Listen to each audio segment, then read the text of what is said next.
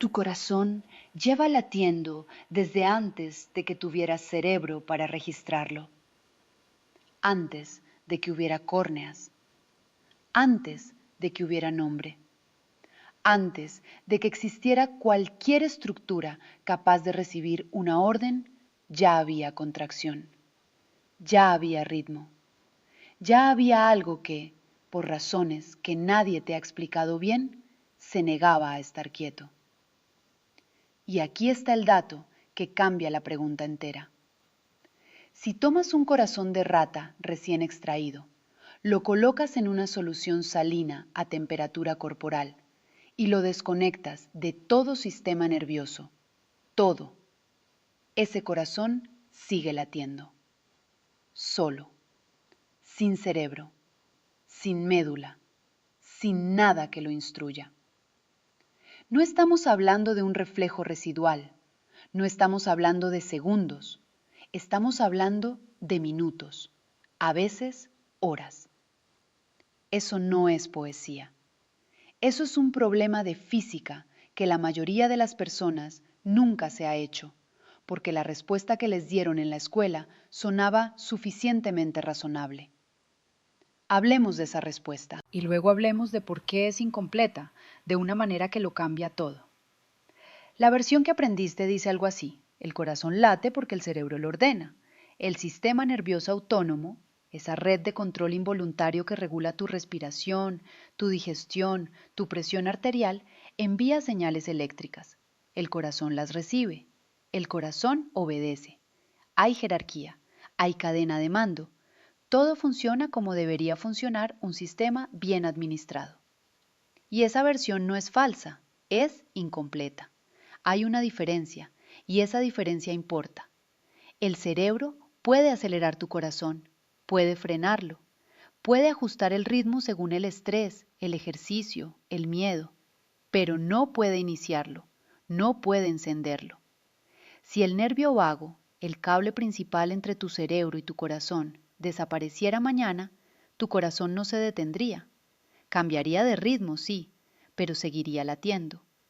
Lo que llamas tu corazón tiene su propio sistema eléctrico, uno que no depende del cerebro para existir. Uno que, en términos estrictos de autonomía electroquímica, es casi un organismo dentro del organismo. ¿Y qué significa eso realmente? Significa que la pregunta no es ¿cómo obedece el corazón? La pregunta correcta es ¿cómo se manda solo? Eso es lo que vamos a construir ahora. Cada célula muscular del corazón, y hay entre 2.000 y 3.000 millones de ellas, mantiene en todo momento una diferencia de voltaje entre su interior y su exterior. Aproximadamente menos 90 milivoltios. Pone eso en perspectiva. Es menos de una décima parte del voltaje de una pila AAA. Pero está ahí, constante, sostenida activamente por bombas proteicas en la membrana que consumen energía para mantener más sodio afuera que adentro, más potasio adentro que afuera. Eso es una célula en reposo. Es como un resorte comprimido que nadie toca. La energía está almacenada en la diferencia, no en movimiento, sino en asimetría. Ahora bien, cuando el voltaje de esa membrana cambia, aunque sea un poco, aunque sea por encima de un umbral crítico, ocurre algo que no tiene marcha atrás inmediata. Canales proteicos en la membrana que estaban cerrados se abren. Sodio, que estaba concentrado afuera y tenía toda la motivación electroquímica del mundo para entrar, entra en cascada. El voltaje colapsa. De menos 90 milivoltios a casi más 30 milivoltios, en milisegundos. Esto es el potencial de acción. No es una metáfora de chispa, es electroquímica real. Es movimiento de iones reales a través de canales reales en una membrana real de 7 nanómetros de grosor. ¿Y qué significa eso realmente? Significa que el disparo no es gradual, es de todo o nada. Por debajo del umbral no pasa nada, por encima del umbral pasa todo, y lo que pasa no puede detenerse a mitad. Es como el seguro de un cerrojo. Puedes empujar suavemente todo el día y la puerta no cede. Pasas el punto crítico y el mecanismo completo se activa solo. Ahora el problema que queda es, ¿quién empuja primero? Si todas las células están esperando que alguien más cruce el umbral, ¿cómo empieza el primer latido? Aquí es donde la biología hizo algo que, si lo ves bien, parece casi trampa. Hay un grupo de células en la aurícula derecha del corazón llamado nodo sinoauricular. Son células musculares, como las demás, pero tienen una diferencia. Sus canales de membrana tienen una fuga lenta, controlada, inevitable. Sodio entra pasivamente, poco a poco, sin que nadie lo invite. El voltaje sube, despacio, milisegundo a milisegundo, hasta que cruza el umbral, y entonces disparan. Y luego el proceso se reinicia. El voltaje vuelve a bajar. La fuga vuelve a empezar. El umbral se vuelve a cruzar. Una y otra vez. Entre 60 y 100 veces por minuto en reposo. Sin instrucción externa. Sin esperar a nadie. Imagina un edificio de oficinas donde el sistema de riego automático tiene una válvula que gotea ligeramente. No importa si alguien activa el sistema o no, el agua se acumula sola, lentamente, hasta que un sensor detecta el nivel y dispara la alarma. Y luego vuelve a empezar. Ese goteo no es un defecto, es el diseño. La señal que genera el nodo sinoauricular necesita propagarse. Necesita llegar a todas las demás células más o menos al mismo tiempo, o al menos en la secuencia correcta. Y aquí la solución es incluso más ingeniosa. Las células cardíacas están conectadas entre sí por estructuras llamadas gap junctions, uniones directas entre el interior de una célula y el interior de la siguiente. No hay espacio sináptico, no hay neurotransmisor que cruce un espacio. Los iones pasan directamente, de célula a célula, como agua a través de un tejido poroso. La ola eléctrica viaja por las aurículas en milisegundos. Llega al nodo auriculoventricular, el nodo AV, y aquí ocurre algo que parece un error, pero no lo es. Se detiene, se retrasa, aproximadamente 120 milisegundos, tiempo suficiente para que las aurículas terminen de contraerse y vaciar su sangre hacia los ventrículos antes de que estos también se contraigan. Es la diferencia entre un equipo de mudanza que saca los muebles antes de que el camión de carga empiece a moverse y uno que lo hace todo al mismo tiempo y bloquea la puerta. Después del retraso, la señal baja por el haz de His, se distribuye por las fibras de Purkinje hacia los ventrículos, y los ventrículos se contraen casi simultáneamente, de abajo hacia arriba, expulsando la sangre hacia los pulmones y hacia el resto del cuerpo. Y durante todo ese proceso, entra el calcio. El potencial de acción abre canales de calcio. El calcio entra a la célula. Y el calcio, al entrar, dispara otro mecanismo. Obliga a proteínas dentro de la célula, actina y miosina, a engancharse entre sí y jalarse. La célula se acorta, se contrae. Eso, multiplicado por miles de millones de células, con la secuencia correcta, produce un latido. Este es el primer lugar donde la mayoría de explicaciones se detienen, porque la mecánica es elegante, el modelo es satisfactorio y da la sensación de que entendiste algo completo. No vamos a parar aquí. Si el sistema eléctrico del corazón está tan bien diseñado, si el nodo sinoauricular genera el ritmo con tanta precisión, si la propagación está tan cuidadosamente coordinada, entonces hay una pregunta que ese modelo no responde. ¿Por qué la fibrilación ventricular existe? Y antes de responder eso, hay que corregir algo que el cine lleva décadas enseñando mal. En fibrilación ventricular, el corazón no se detiene. El corazón en fibrilación está activo. Activo de una manera que no tiene un nombre apropiado en el lenguaje cotidiano. Hay actividad eléctrica, Hay potenciales de acción, hay contracción, pero en lugar de una ola ordenada que viaja en una dirección definida, hay docenas, quizás cientos de frentes de onda eléctrica corriendo en círculos, rebotando entre sí, iniciándose en lugares aleatorios, chocando, sobreponiéndose, anulándose. El músculo se sacude, pero no bombea, porque bombear requiere coordinación y la coordinación ha colapsado. No hay silencio, hay ruido, demasiado ruido. ¿Y qué hace el desfibrilador? Esa máquina que en las películas reinicia el corazón como si fuera una computadora colgada, no inyecta vida, no reactiva nada, hace exactamente lo opuesto. Manda un choque eléctrico tan masivo, tan indiscriminado, que silencia todas las células al mismo tiempo. Todas. El objetivo no es encender algo, el objetivo es apagarlo todo al mismo tiempo y apostar a que la célula más robusta, la que tiene la fuga más consistente, la que está mejor diseñada para recuperarse rápido, sea la primera en volver a cruzar el umbral. La apuesta es que esa célula esté en el nodo sinoauricular. Imagina una sala de mercado de valores en 1987. No el de ahora con algoritmos, sino el de gritos y papeles, donde cientos de personas están gritando órdenes contradictorias al mismo tiempo y nadie puede escuchar a nadie. El precio de nada tiene sentido, no hay transacción real completándose y alguien decide cortar la electricidad de todo el edificio. Silencio total.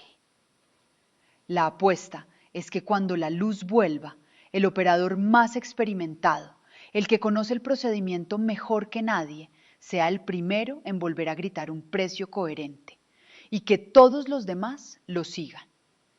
Eso es un desfibrilador, una apuesta, no una certeza. Ahora siéntate con la paradoja un momento, porque hay algo aquí que merece que no lo resolvamos rápido.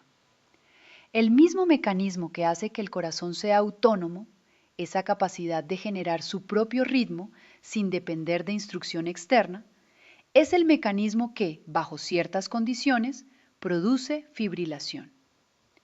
La fuga de iones que hace que el nodo sinoauricular sea incansable es el mismo tipo de inestabilidad que en otras células cardíacas dañadas o estresadas puede crear focos eléctricos anómalos que compiten con el nodo y fracturan la ola. La autonomía eléctrica no es solo la fortaleza del sistema, es también la condición de posibilidad de su colapso. No son dos propiedades diferentes del mismo sistema, son la misma propiedad, vista desde dos ángulos distintos. Este es el segundo lugar donde casi todos se detienen, porque nombrar la paradoja sin resolverla es incómodo. Sigamos. La fibrilación ventricular a veces, no siempre, no predeciblemente, se revierte sola. El sistema caótico encuentra orden sin intervención. Anotamos ese dato y volvemos a él más adelante. Hay algo en la variabilidad del ritmo cardíaco que la mayoría de las personas interpreta al revés. Un corazón sano no late como un metrónomo. Si mides el tiempo entre cada latido con suficiente precisión, ves que varía. No mucho, pero varía. A veces 62 milisegundos más de lo anterior, a veces 40 menos. Esta variabilidad tiene un nombre, variabilidad de la frecuencia cardíaca, y durante décadas se interpretó como imprecisión del sistema. Estaba al revés.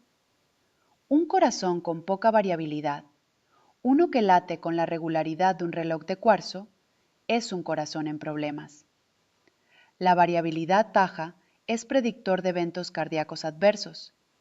La rigidez del ritmo es señal de que el sistema perdió capacidad de respuesta, de adaptación, de negociación con su entorno. Lo que parece imperfección es reserva funcional. Un sistema de distribución de agua en una ciudad que tiene exactamente la misma presión en todos los puntos a toda hora no está optimizado, está frágil.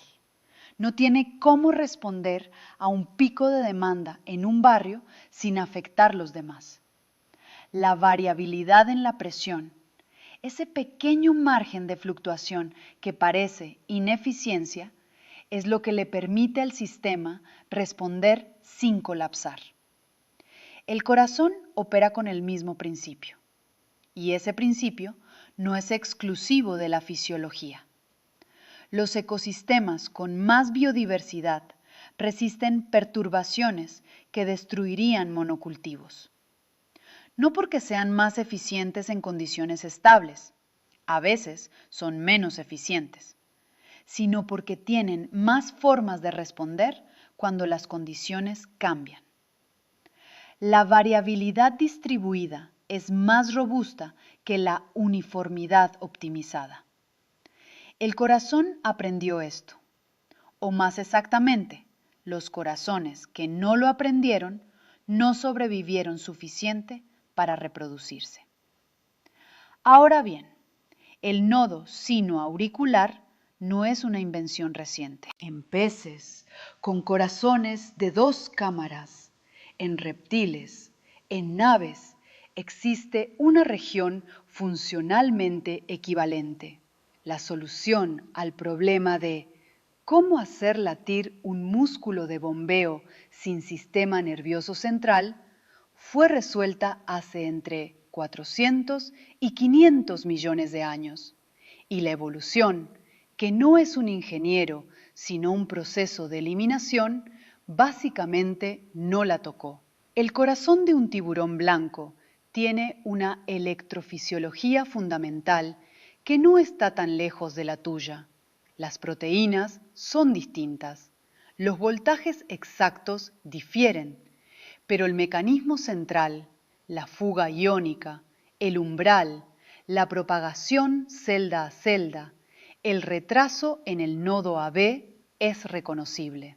Y aquí viene el dato que no vas a escuchar en ningún otro video sobre este tema. Los embriones humanos, antes de que exista cualquier estructura nerviosa funcional, tienen un corazón que late, semana 4 del desarrollo. No hay sistema nervioso, no hay cerebro, no hay nada que pueda mandar una instrucción. Pero el corazón ya late, porque las células que forman el nodo sinoauricular tienen esa inestabilidad iónica desde el principio, desde su primera diferenciación, desde antes de que hubiera organismo en el sentido que le damos a esa palabra. El ritmo es anterior al organismo. Eso merece que te quedes un segundo con ello. Hay 2 cosas que la ciencia no sabe todavía, y no en el sentido de falta investigación, en el sentido de que son problemas abiertos con décadas de trabajo encima y sin respuesta completa. Primero, no sabemos qué determina que las células del nodo sinoauricular tengan esa inestabilidad iónica y otras células cardíacas no. Tenemos modelos matemáticos que predicen el comportamiento. Sabemos qué genes están implicados, pero no entendemos completamente cómo, durante el desarrollo embrionario, ciertas células adoptan esa identidad eléctrica y otras no. ¿Por qué ahí? ¿Por qué esas células y no las de al lado?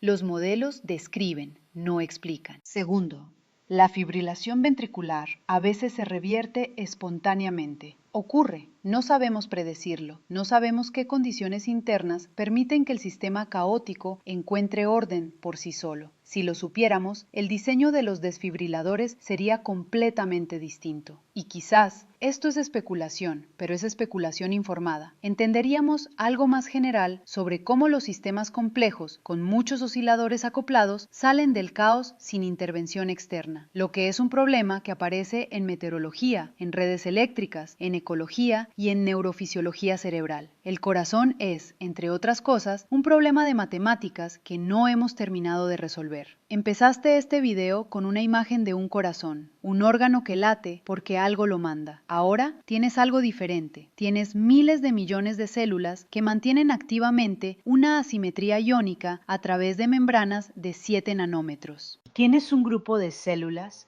que no pueden quedarse quietas por diseño, cuya inestabilidad es el reloj del sistema.